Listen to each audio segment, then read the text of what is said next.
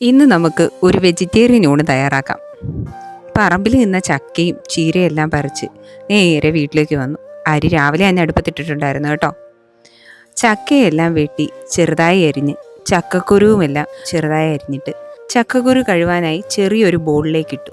ചക്കക്കുരു എല്ലാം കഴുകി വൃത്തിയാക്കി മാറ്റി. ചീരയ്ക്കുള്ള ചക്കക്കുരുവും നേരെ അടുപ്പിലേക്ക് വെച്ചു. ചക്കയും കഴുകി വൃത്തിയാക്കി. ഇനി ചക്കയ്ക്കുള്ള അരപ്പിനുള്ള തേങ്ങയെല്ലാം തിരികെ വയ്ക്കാം. ചക്കയും കഴുകി അടുപ്പിലോട്ട് വെച്ചതിന് ശേഷം ചക്ക ഏകദേശം അരപ്പ് തയ്യാറാക്കി. ചക്കയ്ക്കുള്ള അരപ്പും ചേർത്ത് ഇളക്കി ഒന്നുകൂടി അടച്ചു വെച്ചു. ആവശ്യത്തിനുള്ള ഉപ്പും ചേർത്തിട്ടുണ്ട് കേട്ടോ. ചക്കയെല്ലാം നന്നായി ഇളക്കി ഒതുക്കി അടച്ച് ഒന്നുകൂടി അതിൻ്റെ വെള്ളമെല്ലാം പറ്റുന്നിടം വരെ നമ്മൾ അടുപ്പിൽ തന്നെ വെച്ചിരുന്നു. ഇനി ഫ്രിഡ്ജിൽ കുറച്ച് വഴുതനങ്ങ ഉണ്ടായിരുന്നു കേട്ടോ. അപ്പോഴാണ് വഴുതനങ്ങ ഫ്രൈ ചെയ്യാമെന്ന് കരുതിയത്. അതൊരു ബൗളിലോട്ടാക്കി കഴുകി വൃത്തിയാക്കി ചെറിയ സ്ലൈസുകളായിട്ട് വട്ടത്തിലരിഞ്ഞ് മാറ്റി വെച്ചു.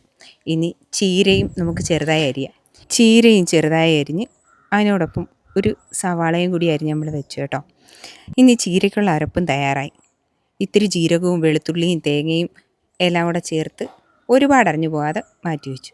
ഇനി നമുക്ക് വഴുതനങ്ങയിലേക്ക് അല്പം മഞ്ഞൾപ്പൊടിയും ലേശം മുളക് പൊടിയും കുറച്ച് കുരുമുളക് പൊടിയും കുറച്ച് ഉപ്പും കുറച്ച് വെളുത്തുള്ളി ചതച്ചതും കൂടി ചേർത്ത് വയ്ക്കാം. ഇനി ഇത് നമുക്ക് തിരിച്ചും മറിച്ചുവിട്ട് ഫ്രൈ ചെയ്ത് എടുക്കാം. എണ്ണ നന്നായി ചൂടായതിന് ശേഷം മാത്രമേ വഴുതനങ്ങ ഇടാവുള്ളൂ കേട്ടോ.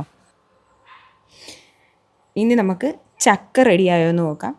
ആ വെള്ളമെല്ലാം വറ്റി ചക്ക നല്ല റെഡിയായിട്ടുണ്ട്. ഇനി അല്പം ചോറും ചമ്മന്തിയും ചക്കയും തോരനും അച്ചാറും രാവിലത്തെ നമ്മുടെ സാമ്പാറും അതിൻ്റെ കൂടെ 2 വറുത്ത പപ്പടവും കൂടി ചേർത്ത് ഉച്ചയൂണ് കഴിക്കാം.